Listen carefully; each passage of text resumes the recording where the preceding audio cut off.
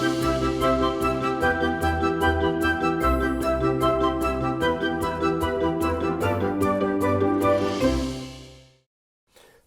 आभार, अभिनंदन, स्वागत आप सभी का। हेलो मनी 9 मेरा सवाल है में मैं हूं विपुल सिंह। और कल जिस तरीके से बाजार चल रहा था, तमाम तकनीकी विशेषज्ञ ये बोल रहे थे 21,850 का स्तर अगर निफ्टी बचा ले जाए तो ठीक है, वरना बाजार में गिरावट गहरा सकती है। लेकिन बाजार बंद होने के बाद जीडीपी के आंकड़े आए और जीडीपी के आंकड़ों ने सबको सरप्राइज किया और आज बाजार ने सबको सरप्राइज किया।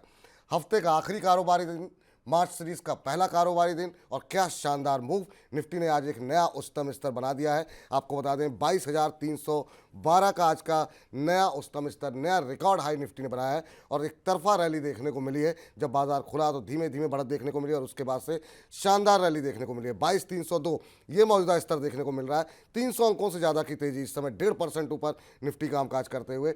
एडवांस डिक्लाइन रेशियो की बात कर लीजिए अगर एनएससी पे, तो पूरी तरीके से इस समय जो है बुल्स जो है वो हावी हैं बियर्स के ऊपर।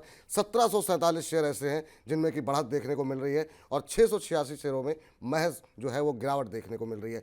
93 शेयर ऐसे हैं जिन्होंने कि अपने 52 हफ्तों का उच्चतम स्तर छुआ है और 114 शेयर ऐसे हैं एनएससी पर जिन्होंने अपर सर्किट लगाया है। तो ये है आज की तेजी का आलम। अब इस तेजी में ये तेजी कितनी टिकाऊ है, क्या ऊपरी स्तरों पर फिर से मुनाफा वसूली हावी होगी या फिर ये रैली अब चुनाव तक सस्टेन होती हुई दिखाई देगी, इसी पर अगले 1 घंटे हम बातचीत करेंगे। साथ ही साथ खबरों वाले शेयरों में समझेंगे कि आज की इस तेजी में खबरों के चलते किन शेयरों में मोमेंटम है और आपको उस मोमेंटम में आपका क्या एक्शन होना चाहिए, ये हम आपको बताएंगे।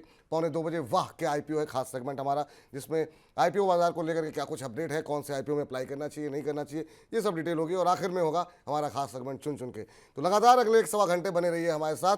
और इस बीच आपको रूबरू कराते हैं हमारे आज के खास मेहमान अक्षय भागवत जी के, सीनियर वाइस प्रेसिडेंट हैं और जेएम फाइनेंशियल के। अक्षय जी, बहुत बहुत स्वागत आपका। आज के इस मूव को कैसे देख रहे हैं सर?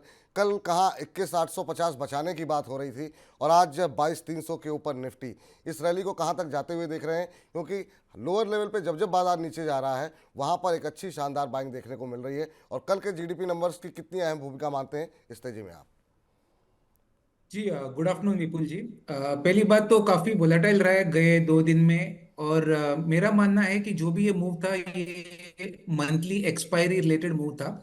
तो एक्सपायरी में जो होता है ऑप्शंस का पूरा खेल होता है जहां पे कॉल और पुट राइटर्स वो ट्रैप हो गए। मेरा ये मानना है कि पहले पुट राइटर्स को ट्रैप करा जैसे निफ्टी 22,000 के नीचे गिरी, और आज कॉल राइटर्स को ट्रैप करा है जैसे निफ्टी ऑल टाइम हाई के स्तर पे चल रहा है।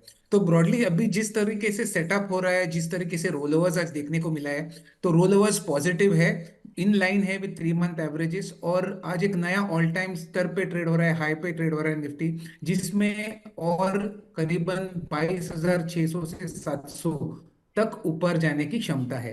क्लियरली 21,800 का एक बेस सेटअप हो चुका है निफ्टी में। एक पॉजिटिव व्यू है मार्च में। पहला दिन बहुत ही बढ़िया रहा है अब तक। और ये एक बहुत ही अच्छी संकेत है कि आज निफ्टी ने जिस तरीके से एक तेजी से रफ्तार पकड़ी है बाजार में, इसमें जो है मोमेंटम ड्रिवन आपके बैंक्स, सब दिग्गज bank, state bank, ICICI bank, axis bank, Reliance हो, सब दिग्गज शेयर पार्टिसिपेट कर रहे हैं। तो ये रैली मजबूत है और ये 22,700 तक चलेगी, ये मेरा मानना है। 22,700 तक ये रैली फिलहाल जाती हुई दिखाई दे रही है, यानी कि यहाँ मौजूदा स्तरों से अभी भी 300-400 पॉइंट के अपसाइड की उम्मीद अक्षय भागवत जी जता रहे हैं। यहाँ पर बहुत सारे प्रश्न सर आ चुके हैं और कार्यक्रम शुरू होने से ही पहले ही जो है हम देख रहे हैं सवालों की झड़ी लगी हुई है। कोशिश करते हैं कुछ ज़्यादा से ज़्यादा प्रश्नों को शामिल करने की इस कार्यक्रम के अंदर। विकास हरवानी जी कह रहे हैं मैंने जीएसएफसी के 250 शेयर 291 पर खरीदे थे, प्लीज़ बताइए क्या करना चाहिए? इसकी बुक वैल्यू 309 रुपये है, एवरेज करना चाहिए या फिर निकल जाना चाहिए? 1 साल तक होल्ड कर सकते हैं। तो काफ़ी कुछ रिसर्च इन्होंने की हुई है बुक वैल्यू को लेकर के, तमाम चीज़ों को लेकर के। अभी अगर हम जीएसएफसी की बात करें तो यहाँ पर जो मौजूदा स्तर देखने को मिल रहा है उस पर आपकी राय जानना चाहेंगे कि अभी जो भाव देखने को मिल रहा है वो देखने को मिल रहा है 221 रुपये का, करीब 2.25% के आसपास की मजबूती आज जीएसएफसी में देखने को मिल रही है और इनकी खरीद 291 की है। तो अभी सर ये थोड़े से नुकसान में है जीएसएफसी को लेकर के। क्या करना चाहिए? पिछले अगर हम 1 महीने की बात करें तो यहाँ पर 23-24% के आसपास का करेक्शन हो चुका है। हमने देखा कि फर्टिलाइज़र शेयरों में काफ़ी हद तक अंडर परफॉर्मेंस देखने को मिली है बाकी क्षेत्रों के मुकाबले। अभी क्या स्ट्रेटजी होनी चाहिए जो कि नुकसान में है और ठीक ठाक नुकसान में है, करीब 70 रुपये पर शेयर का नुकसान हो रहा है? जी, जीएसएफसी का मैं प्राइस चार्ट देखूं, थोड़ा वीकली चार्ट देखूं जो मीडियम टर्म चार्टिंग है, इसमें आप देखें 320 से काफ़ी बिकवाली दिखी है स्टॉक में। अभी जिस स्तर पे ट्रेड हो रहा है वो एक एम स्तर है जो है करीबन 220। तो आपको लेवल्स बेस्ड ट्रेडिंग अगर करना है तो आपको 205 ये स्टॉप लॉस रखना बहुत ज़रूरी है।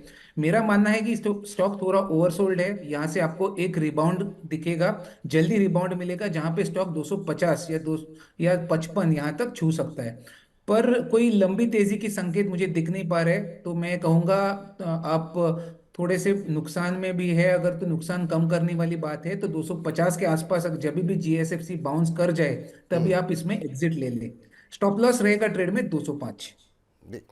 चलिए अब जरा आदेश जी का आदेश सुन लेते हैं। आदेश जी हमारे साथ जुड़ चुके हैं। आदेश जी नमस्कार। सर नमस्कार। क्या हाल है कै- सर? हम बहुत अच्छे हैं, आप कैसे हैं और कहाँ से बोल रहे हैं? सर मैं पंजाब बठिंडा से बोल रहा हूँ। बहुत बन- बढ़िया है सर। बहुत बढ़िया। चलिए ठीक है, मनी नाइन के कार्यक्रम कैसे लग रहे हैं सर आपको? सर बहुत बढ़िया है सर, मैं डेली देखता हूँ इसको। धन्यवाद, बहुत बहुत धन्यवाद। आदेश दीजिए। आदेश जी आप क्या प्रश्न पूछना चाह रहे हैं? सर अडानी पावर में किस रेट पे फ्रेश एंट्री लेनी चाहिए? अच्छा, और एक कितने? Sir R I F C का क्या करना चाहिए सर? 155 पे है मेरे पास शेयर। अच्छा, 50। पहले जरा अदानी पावर पे डिस्कशन कर लेते हैं। अदानी के ऊपर आज काफ़ी सारी खबरें हैं। कंपनी के समूह ने घोषणा करके बताया है, कंपनी के डेट टू इक्विटी रेशियो सही हुआ है, कंपनी का EBITDA में काफ़ी शानदार बढ़ोतरी देखने को मिली है। इसके चलते अदानी समूह के कई सारे शेयरों में सकारात्मक रुझान आज देखने को मिल रहा है। इसको हम बजिंग स्टॉक्स में भी डिस्कस करेंगे, लेकिन फिलहाल आपके शेयर पे बातचीत कर लेते हैं। 0.25% के आसपास की मजबूती आज देखने को मिल रही है। 554 555 के आसपास ये शेयर ट्रेड करता हुआ।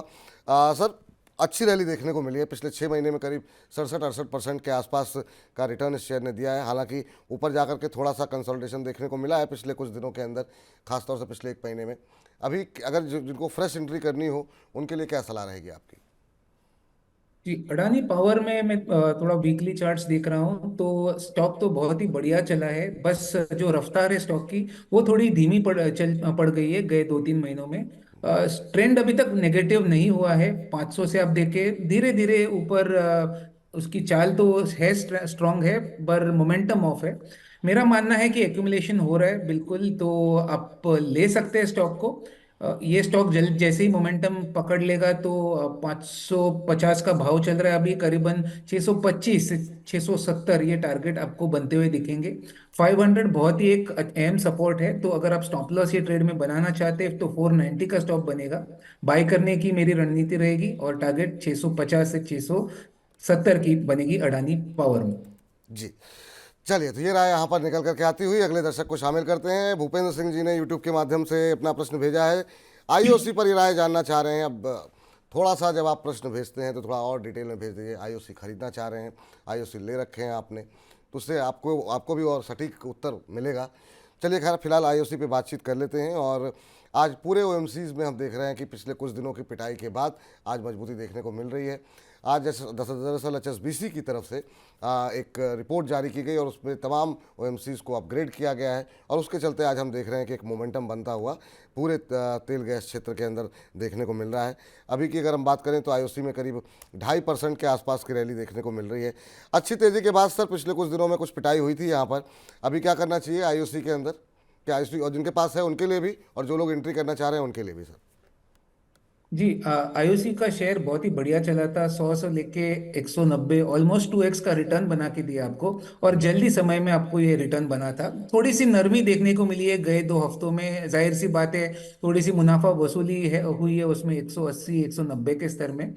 अभी तक कोई चिंता वाली बात नहीं दिख रही है। 150 का बहुत ही स्ट्रॉन्ग सपोर्ट जोन है प्राइस चार्ट्स पे, तो जब तक 150 के ऊपर है बस थोड़ा टाइम करेक्शन रहेगा स्टॉक में, जहाँ पे एक रेंज में शायद स्टॉक थोड़ा टाइम सीमित रहे, उसके बाद वापस अगला राउंड तेजी का स्टार्ट करें। तो मैं कहूंगा होल्ड करें, जिनके पास आईओसी है उनको 140 के स्टॉप लॉस से होल्ड करना है। जिनको खरीदारी करनी है, नई खरीदारी करनी है, वो भी 170 के आसपास जहां चल रहा है आईओसी वहां पे आप बाय कर सकते हैं। थोड़ा समय देना पड़ेगा, 2 से 3 महीने का मैं मान के चल रहा हूँ। स्टॉक 225 का स्तर छू जाएगा तो आईओसी में एक पॉजिटिव व्यू मेंटेन करूंगा। चलिए, तो ये राय फिलहाल निकल करके आती हुई। इस बीच थोड़ा हटके के नाम से इन्होंने अपनी आईडी बनाई हुई है। और आप लोगों से निवेदन है कि जब इतनी यूनिक आईडी बनाते हैं तो अपना असली नाम भी भेज दिया करिए ताकि आपके नाम से संबोधन किया जा सके। अब इनका प्रश्न ये है कि अशोक लेलैंड, माफ़ कीजिएगा, इन्होंने पराग मिल्क के शेयर ले रखे हैं और 50 शेयर इन्होंने लिए हुए हैं 277 रुपये के भाव पर। कह रहे हैं अभी मैं लॉस में हूँ, लॉस बुक करूँ या होल्ड करूँ। 2 से 3 सवाल कर चुका हूं, आप मेरा सवाल नहीं दे रहे हैं, कृपया मेरा सवाल ज़रूर लें। ले लिया सर, आपकी शिकायत, आपको शिकायत का मौका नहीं दिया जाएगा, नाराज़ मत हुआ करिए आप लोग। और इस बीच पराग मिल्क पे अगर नज़र डालें तो जो भाव देखने को मिल रहा है करीब 1.5% के आसपास की मजबूती देखने को मिल रही है। 246 247 का स्तर यहाँ पर देखने को मिल रहा है और जो इनकी खरीद का भाव है वो 277 है। अब ये समझ नहीं पा रहे हैं कि यहाँ पर लॉस बुक किया जाए या फिर होल्ड किया जाए, रणनीति स्पष्ट नहीं है। हालांकि रिकवरी थी यहाँ पर, लेकिन इन्होंने थोड़ा सा ऊपर ले लिया। करीब 17% के आसपास की रैली पिछले 1 महीने में यहाँ पर देखने को मिली है।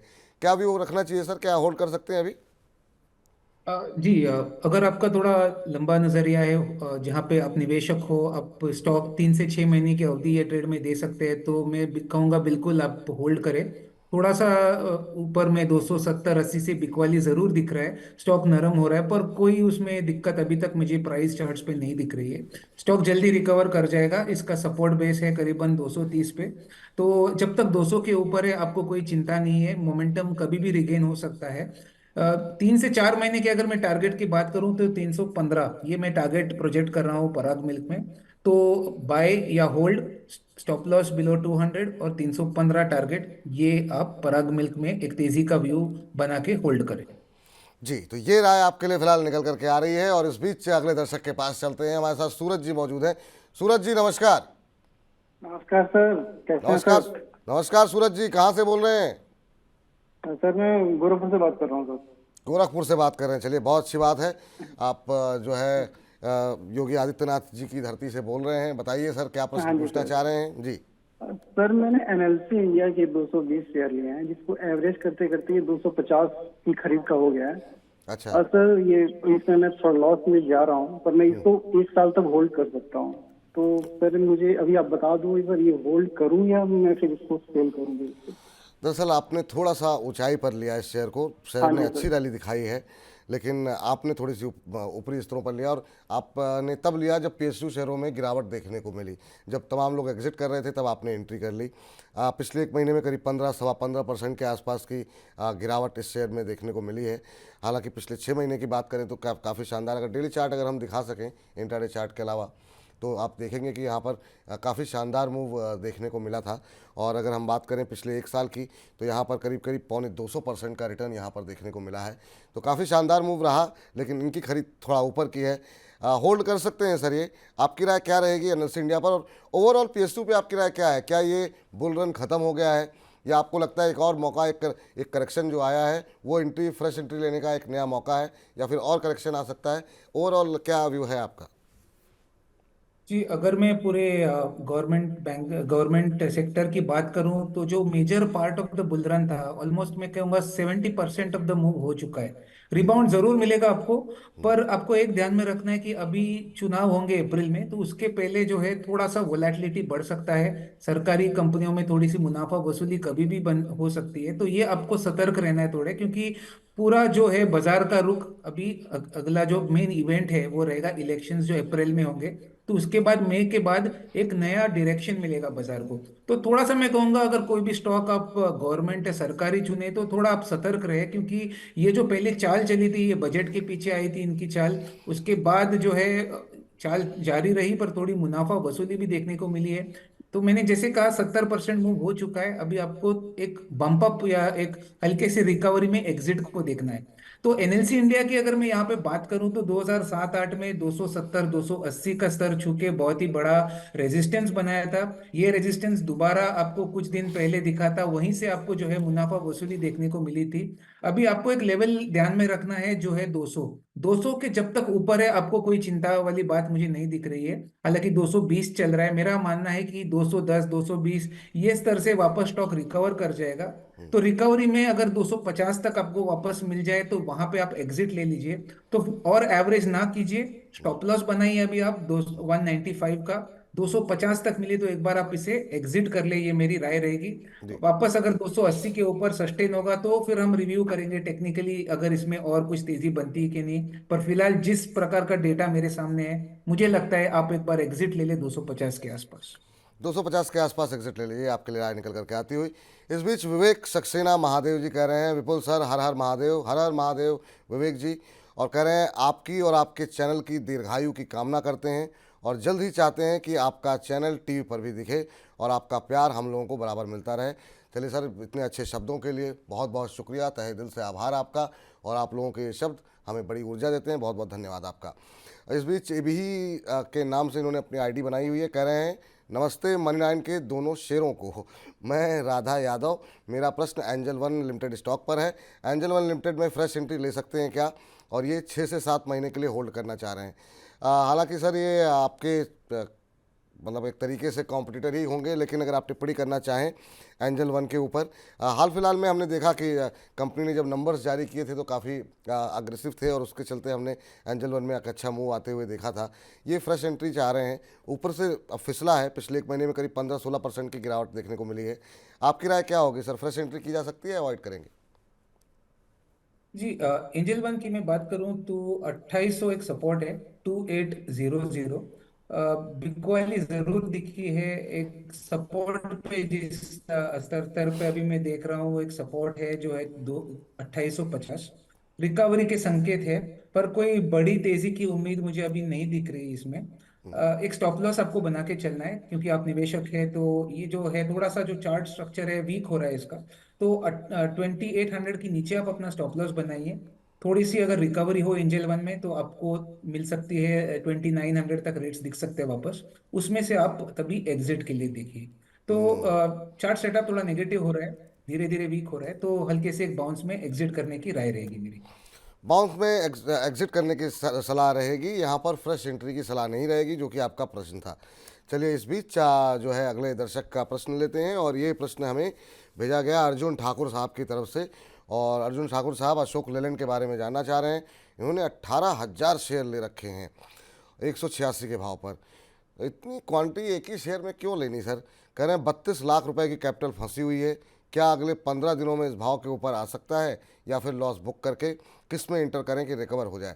सर आपका प्रश्न तो ले लेते हैं, किस में रिकवर करें, किस में एंट्री लें कि रिकवर हो जाए, 10 दिन के अंदर पैसे रिकवर हो जाए? ये प्रेडिक्ट करना किसी के लिए भी बहुत मुश्किल होता है। हालांकि हमारा खास सेगमेंट चुन चुन के जो कार्यक्रम के आखिर में होता है, आप वहां तक बने रहिए। वहां पर कुछ शेयर हम अक्षय जी से पूछेंगे जो उन्हें चार्ट्स पर अच्छे लग रहे हैं, लेकिन इतनी बड़ी क्वांटिटी एक शेयर में कभी नहीं लगानी चाहिए, और खासतौर से अगर नज़रिया आपका छोटी अवधि का हो। लेकिन चलिए आपका प्रश्न लेते हैं अशोक लेलैंड पे। फंडामेंटली अगर आपको बताएं तो जितने भी एक्सपर्ट यहाँ पर आते हैं वो सकारात्मक रुख रखते हैं, लेकिन हाँ, शेयर ने उस तरीके से परफॉर्म नहीं किया है। आज ऑटो पैक चल रहा है तो ये शेयर भी 1% ऊपर है, 171 172 का लेवल देखने को मिल रहा है। सर 186 के भाव पर लिए हुए हैं, 14-15 रुपए का इनको पर शेयर नुकसान हो रहा है। नज़रिया सिर्फ 10 से 15 दिन का है। आपकी क्या टिप्पणी रहेगी अर्जुन ठाकुर साहब के लिए? जी, अशोक लेलैंड अनफॉर्चुनेटली वो स्टॉक रहा है ऑटो पैक में जो अभी तक कुछ मूव उसने करा ही नहीं है। एकदम ठंडा रहा है स्टॉक, एकदम सपाट ट्रेड हो रहा है। कितने हफ्ते बीत गए, 170 165 यही रेट में थम गया है स्टॉक। तो यहाँ पे अभी तक न्यूट्रल व्यू है, ना नेगेटिव है ना तेज है। तो अभी तक उम्मीद कर रहा हूँ मैं, जिस तरह से एक्शन बिल्डअप हो रहा है, थोड़ा लॉन्गर टर्म चार्ट्स देख रहा हूँ कि अभी तक कोई गिरने की संकेत तो नहीं दिख पा रहे मुझे। हालांकि फ्यूचर्स एंड ऑप्शंस में ये स्टॉक है। आप देखिए मार्च महीने के मेजर पार्ट के लिए ये स्टॉक बैन में चल रहा था क्योंकि इसमें पोजीशनिंग काफी हैवी थी। तो ये बैन में चल रहा था फ्यूचर्स एंड ऑप्शंस के सेगमेंट में। सपोर्ट है 160 का, 160 का सपोर्ट है। अगर 160 टूट जाए आपको तुरंत इससे एग्जिट लेना है। अभी तक का कोई संकेत नहीं दिख पा रहे मुझे कि सपोर्ट टूटेगा। उछल सकता है 180 तक, वो आपका ट्रेडिंग अपसाइड रहेगा। आप बने रहे शेयर में, 160 का स्टॉप रखिए। अगर चल गया तो आपको अच्छा स्ट्रॉन्ग अपसाइड दिख सकता है अशोक लेलैंड में, तो आप बने रहने की मेरी राय रहेगी अशोक लेलैंड में। बने रहने की सलाह है अशोक लेलैंड के अंदर। इस बीच शशांक शर्मा जी कह रहे हैं कि आप आए बाहर आई और हम मुनाफा कमा रहे हैं। आजकल हमारे जो दर्शक हैं वो भी काफ़ी शायराना हो गए हैं और बहुत शायरी के बाद जो है अपने प्रश्न को पूछ रहे हैं। चलिए खैर, जो भी अंदाज हो आप लोगों का।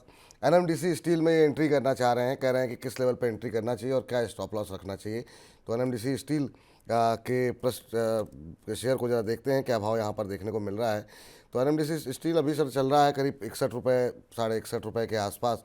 यहाँ पे ये फ्रेश एंट्री लेना चाह रहे हैं, आपसे जानना चाह रहे हैं कि अगर एंट्री लेते हैं तो क्या एंट्री के लिए सही प्राइस कौन सा है, क्या करंट प्राइस सही है या नहीं। दूसरा, इनको स्टॉप लॉस क्या लगाना चाहिए। पिछले एक महीने में हमने देखा करीब 11-11.5% का करेक्शन। पिछले 6 महीने में भी अंडर परफॉर्म किया है ये, 7% के आसपास का कुल रिटर्न रहा है। क्या ऐसे शेयर में एंट्री करनी चाहिए या नहीं करनी चाहिए?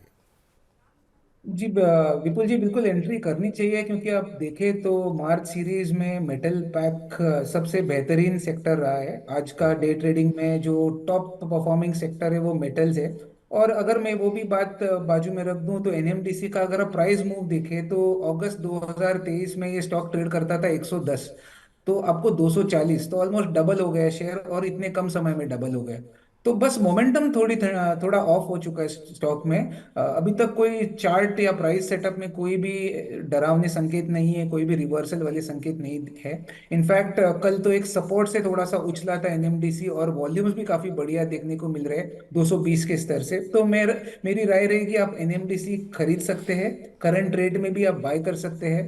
अगर आपका ट्रेडिंग का नजरिया हो तो 220 ये सपोर्ट पॉइंट है। थोड़ा पोजिशनल राय है आपकी एक महीने भर की, तो आपका सपोर्ट पॉइंट है 210 का। मेरा मानना है कि स्टॉक तेजी से चल जाएगा। ये निवेशक का स्टॉक है। लंबी लंबी अवधि के लिए आप होल्ड करें तो 300 तक भी आपको ये इसमें लेवल दिख सकते हैं। तो एनएमडीसी बाय या होल्ड, ये मेरी राय रहेगी। जी, तो ये फिलहाल राय निकल करके आती हुई आपके लिए। और इस बीच अमित सिंह जी हमारे साथ जुड़ चुके हैं बातचीत करने के लिए। अमित जी नमस्कार। नमस्कार सर। नमस्कार अमित जी, सर कहाँ से मैंने मैंने मैंने सर कैंप्स ले रखा है आईपीओ प्राइस से 1250 से। 12 शेयर है, एक लॉट मुझे मिला था, और अच्छा जब से अच्छा। मैं इसको होल्ड कर रहा हूँ तो इसका हाँ। फ्यूचर क्या है सर, कितना होल्ड कर सकता हूँ इसको? 1250 के भाव पे आपके हैं, 3122 का भाव यहाँ पर आ चुका है। तो अच्छे खासे पैसे आपके बन रहे हैं अभी। और कितने समय तक होल्ड कर सकते हैं आप? सर लॉन्ग टर्म के लिए लग सकता हूँ सर, 5 से 6 साल और। 5-6 साल और रख सकते हैं, चलिए बड़ी अच्छी बात है। हालांकि इस शेयर में पिछले 6 महीने में करीब 30-32% का आपकी रिटर्न रहा है, लेकिन ओवरऑल आईटी पैक में थोड़ी सुस्ती की वजह से थोड़ा सा अंडर परफॉर्मेंस देखने को मिली थी बीच में। लेकिन आप आईपीओ के समय से होल्ड कर रहे हैं, ये अच्छी बात है। सर अगले 4-5 साल 6 साल और होल्ड कर सकते हैं। एक लॉट इनके पास है, 1250 की खरीद है, 31 का 22 का भाव देखने को मिल रहा है। क्या अभी चूंकि इतने लंबे समय से होल्ड कर रहे हैं तो क्या बने रहना चाहिए, कहाँ पे एग्जिट लेना चाहिए, क्या सलाह रहेगी आपकी? जी, कैंप्स में बने रहिए। अगर मैं चार्ट स्ट्रक्चर देखूं तो एक चीज बहुत ही क्लियर दिख पा रही है कि एक स्टॉक ने 2000 पे एक बहुत स्ट्रांग बेस बनाया है। एक काइंड ऑफ सॉसर का फॉर्मेशन बन रहा है, जो एक बुलिश पैटर्न का डेवलपमेंट दिख रहा है मुझे लॉन्गर टर्म चार्ट्स में। यहाँ पे जो आपके जो मीडियम टर्म टारगेट्स है 2 से 3 महीने की अवधि के लिए, तो ये 4000 तक बन के आ रहे हैं। तो 4000 ये अपना पहला पड़ाव है, पहला प्रोजेक्शन है, और वहां पे एक ऑल टाइम हाई के ऊपर आपको ब्रेकआउट दिखेगा। तो चार्ट पोजीशनिंग स्ट्रांग है। निवेशक हो तो आपको होल्ड करना चाहिए, ट्रेडिंग का नजरिया ना रखें, क्योंकि थोड़े फ्लक्चुएशन हो सकते हैं। ब्रॉडली ये चार्ट में अगर मैं सपोर्ट देखूं तो 2600 का सपोर्ट है, 4000 पहला टारगेट है, और वहां पे ब्रेकआउट दिख गया तो 4700 तक टारगेट बन सकता है। तो लंबे आप निवेशक हो, लॉन्ग टर्म का व्यू रखते हो तो बिल्कुल होल्ड करके चलिए कैम्स को। होल्ड करके चलिए कैंप्स में, ये राय निकल करके आती हुई। इस बीच प्रशांत सोनी जी की नाराज़गी जाहिर आई है सामने। कह रहे हैं हेलो सर, मैं 3 दिन से क्वेश्चन पूछ रहा हूँ, प्लीज़ आज बता दीजिए। ठीक है सर, बिल्कुल आपका आदेश सर आँखों पर।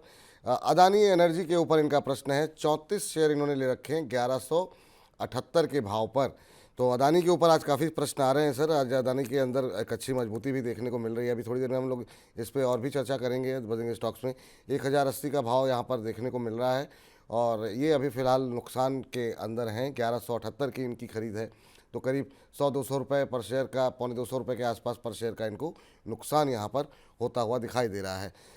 सर इस रिकवरी में कहाँ तक जाता हुआ दिखाई दे रहा है अदानी एनर्जी का शेयर, क्योंकि कंपनी की आगे इस क्षेत्र में काफ़ी विस्तार की भी योजनाएं हैं। आपकी राय क्या होगी? जी, अडानी एनर्जी की बात करूं तो गए 3 महीने में एक रेंज में सीमित रहा है stock. 1000 lower end of the range, 1200 upper end of the range. Volume action भी बहुत डाउन है, और थोड़ा लॉन्गर टर्म चार्ट्स भी अगर मैं देखूं तो काफी ऊपर के स्तर में इसमें 1300 के आसपास प्राइस का रिजेक्शन है। तो चार्ट स्ट्रक्चर में कुछ ज्यादा उम्मीद नहीं दिख पा रही है मुझे।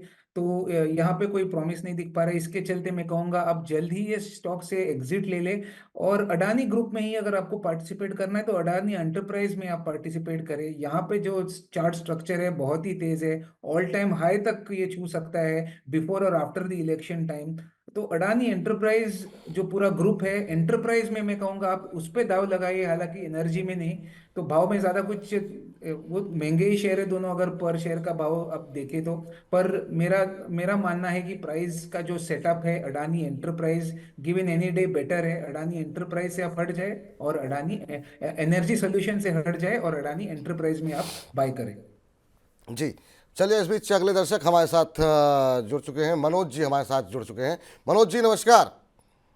नमस्कार सर। नमस्कार मनोज जी, कहाँ से बोल रहे हैं? सर हम कानपुर से बोल रहे हैं। कानपुर से बोल रहे हैं। चलिए सर, बड़ी अच्छी जगह से बोल रहे हैं और वहाँ का जो ब्रेड मक्खन है वो बड़ा पसंद है हमें, और सुबह सुबह लोग खाते हैं और मट्ठा पीते हैं, बड़ी अच्छी बात है। बताइए सर, क्या प्रश्न है आपका सर? जी सर, हमारे पास 69 शेयर है और CMS इन्फो सिस्टम का 216 के भाव से। CMS इन्फो सिस्टम का 216 के भाव पे? जी जी, IPO मिला था। अच्छा अच्छा, चलिए अच्छी बात है, आप तब से होल्ड कर रहे हैं। और अब ये आज मुझे लग रहा है सारे जो बर्निंग स्टॉक्स हैं हमारे वो जो हम लोग दर्शकों के प्रश्नों में ही निपटा देंगे, लेकिन ठीक है कोई बात नहीं। आज खबर है यहाँ पर, और उसी खबर के चलते यहाँ पर सकारात्मक रुख, खबर अभी नहीं बताएंगे, खबर बर्निंग स्टॉक्स के दौरान ही बताएंगे, लेकिन आज मोमेंटम में है शेयर। 4% से ज़्यादा की बढ़त, और एक समय सुबह 5% से ज़्यादा की तेज़ी देखने को मिल रही थी, और अभी 399 394 का भाव देखने को मिल रहा है। सर अच्छे प्रॉफिट में है ये, और आज खबरों के चलते शेयर में एक मोमेंटम बना हुआ है। क्या स्ट्रेटजी होनी चाहिए इनके लिए, आपकी तरफ से क्या सलाह रहेगी? CMS info systems price structure बहुत ही पॉजिटिव है। एक हायर टॉप और हायर लोज का एक पॉजिटिव अप ट्रेंड में चल रहा है। गए 2 महीने से थोड़ा सा मोमेंटम ऑफ है, एक रेंज में सीमित है, पर कोई डर वाली बात नहीं है। एक बेस बना रहा है स्टॉक, और अगली मोमेंटम वाली राउंड में तैयारी कर रहा है निकलने के लिए। तो 350 का ये सपोर्ट बेस है, आप बने ही रहिए शेयर में। मेरा मानना है कि जल्दी आपको 500 प्लस के टारगेट दिख जाएंगे। तो 500 550 ये मेरा प्रोजेक्शन रहेगा। टाइम फ्रेम शायद आपको इसमें 3 से 5 महीने का देना पड़े, पर होल्ड कीजिए। स्टॉप लॉस अगर आप बनाना चाहते हैं तो 345 का होगा स्टॉप लॉस। होल्ड करें CMS इन्फो 345 545 के टारगेट के लिए। ठीक है, होल्ड करने की सलाह है।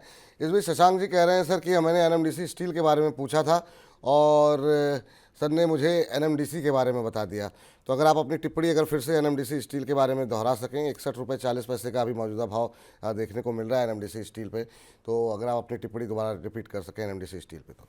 जी, NMDC स्टील मैं माफी चाहता हूँ। NMDC स्टील में अगर मैं देखूं तो एक सपोर्ट एरिया है करीबन 59, ये आपका सपोर्ट है। तो गए 3-4 हफ्तों में थोड़ी सी बिकवाली देखने को मिली है। 70 के लेवल से दबाव बना है शेयर में, और अभी एक बहुत ही अहम स्तर पे ट्रेड हो रहा है। चार्ट स्ट्रक्चर देख के मेरा मानना है कि यहाँ से एक रिकवरी आ जाएगा स्टॉक में। हालांकि एक स्टॉप लॉस रखना बहुत जरूरी है, तो आपको 52 ये स्टॉप लॉस रखना है। रिकवरी दिख जाएगी तो वापस ये 70 प्लस के टारगेट बन सकते हैं। तो ट्रेडिंग का नजरिया है तो 70 का टारगेट, अगर आप निवेशक हो तो मैं कहूंगा 90 तक भी टारगेट बन सकता है। सब लागू है जब तक स्टॉक 50 के ऊपर ट्रेड हो रहा है। तो होल्ड करके चलना। बाई चांस 50 के नीचे स्लिप हो गया स्टॉक तो आपको एक बार एग्जिट लेना पड़ेगा।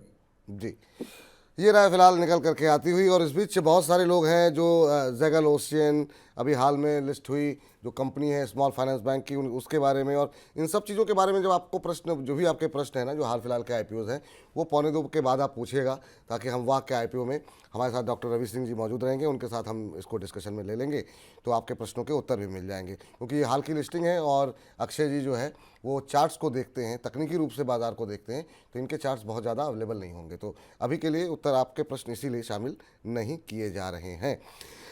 इस बीच यही जो है तमाम बात, ज़्यादातर सवाल जो है वो हाल फिलहाल की लिस्टिंग को लेकर के कुछ एक आ रहे हैं। इस बीच माझी जी का एक प्रश्न ले लेते हैं। माझी जी ने हालांकि पूरा अपना पोर्टफोलियो में भेज दिया है, लेकिन माझी जी इतना तो डिस्कशन में हम अभी थोड़ा मुश्किल होगा, बहुत सारे दर्शकों के सवाल हैं। लेकिन हाँ, IRFC के ऊपर आपका डिस्कशन कर लेते हैं और इरिडा के ऊपर, क्योंकि इस पर लगातार सवालों की झड़ी लगी हुई है पिछले कुछ दिनों से। एक तो रेलवे, एक सरकारी कंपनियाँ, रेलवे सरकारी कंपनियाँ। तो IRFC, हालांकि अच्छी बात यह है कि सर इरिडा इनके पास IPO के भाव पर हैं, तो इन्होंने बहुत ऊपर के लेवल देखे, वहाँ पर भी ये नहीं निकले। IRFC इन्होंने मात्र 99 रुपये में ले रखे हैं, तो दोनों ही प्राइसिंग काफ़ी अच्छी है। तो क्या इन्हें एक बार के लिए किसी रिकवरी में प्रॉफिट बुक करना चाहिए, या फिर जो है इनको अभी बने रहना चाहिए? और वो लोग जो कि हायर लेवल पे IRFC पे या इरिडा पे फंस गए हैं और रोज़ प्रश्न पूछ रहे हैं, उनके लिए क्या सलाह रहेगी? हालांकि इरिडा के चार्ट्स बहुत ज़्यादा नहीं होंगे, लेकिन जिस तरह का मूव रहा है निश्चित रूप से आपने शायद देखा हो।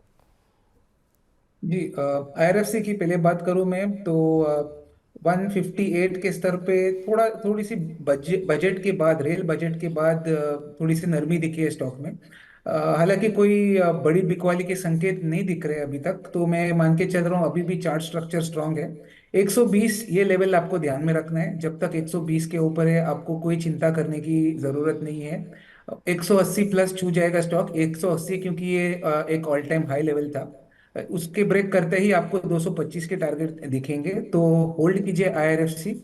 और मैं इरिडा की बात करूं तो ये भी एक बहुत ही न्यूज में स्टॉक रहा है, क्योंकि जिस तरीके से इसने चाल चली थी गए कुछ ट्रेडिंग सेशन में, उसके बाद ये लोअर सर्किट में भी इसने काम करा है, तो थोड़ा सा जो है एक रिस्क फैक्टर इसमें बढ़ चुका है।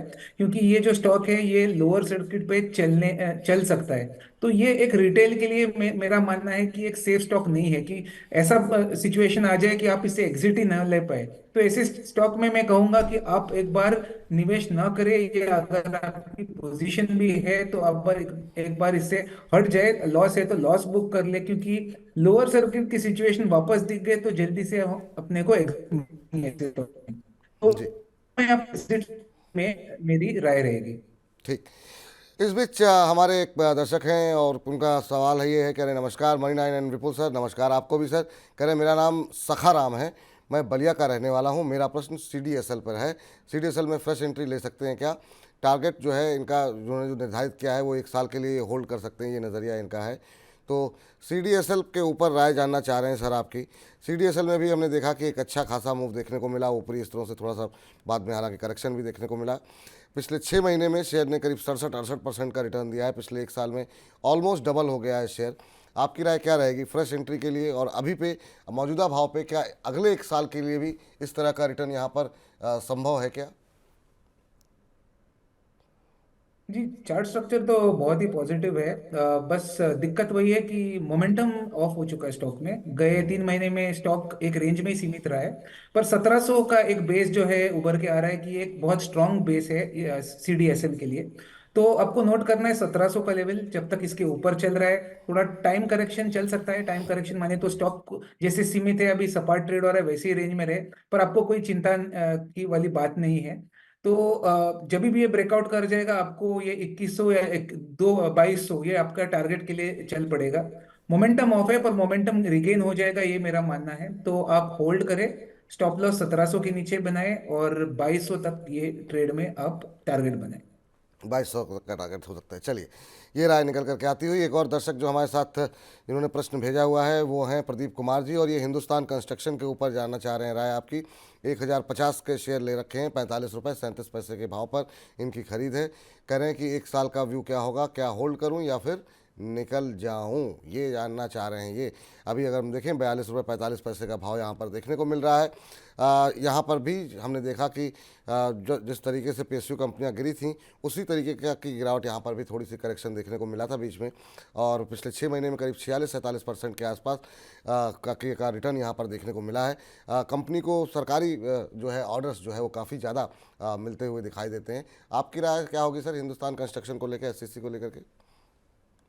जी, हिंदुस्तान कंस्ट्रक्शन भी वो शेयर था जो गए 6 महीने में बहुत सारे निवेशकों को बहुत अट्रैक्ट कर गया। 10 रुपए का शेयर था, 10 का 40 हो गया, 4 गुना हो गया। बस मैं अगर इसका थोड़ा लंबी नजरिए से चार्ट स्ट्रक्चर स्टडी करूं तो 2015 में दिखे थे 40 के लेवल, वहां से स्टॉक गिर गया। वापस 2018 में 40 के लेवल दिखे, वहां से गिर गया। तो एक लेवल उभर के आ रहा है वो है 40 से 45।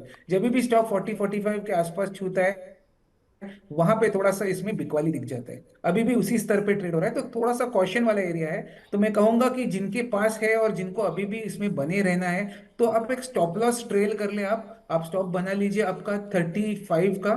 जब तक 30-35 के ऊपर स्टॉक रहेगा आपको कोई दिक्कत नहीं है। अगर ब्रेकआउट कर जाता है ये मल्टी 7-8 साल का ब्रेकआउट होगा जो करीबन 47 के ऊपर रहेगा। ब्रेकआउट होते ही 70 का टारगेट बन जाएगा जो यहाँ से डबल टारगेट रहेगा। तो बने रहिए। नए नए निवेशकों के लिए मैं कहूंगा कि वो ब्रेकआउट में पार्टिसिपेट करें तो 50 के ऊपर ही आप ये ट्रेड में एंटर करें। टारगेट बनेगा 70, स्टॉप लॉस बनेगा 32।